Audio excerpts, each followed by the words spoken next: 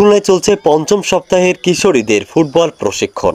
খুলনা থেকে মোহাম্মদ হাসিবুল হকের পাঠানো ভিডিওতে থাকছে বিস্তারিত।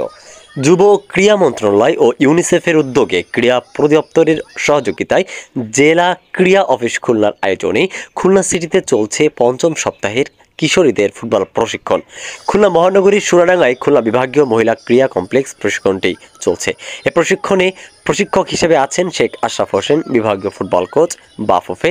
এই প্রশিক্ষণটি 22 মে থেকে শুরু হয়েছে।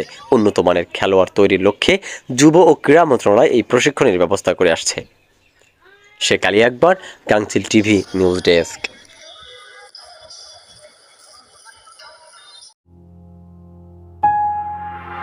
গাংচিল টিভি, সত্য প্রকাশে অনুসন্ধানী চোখ।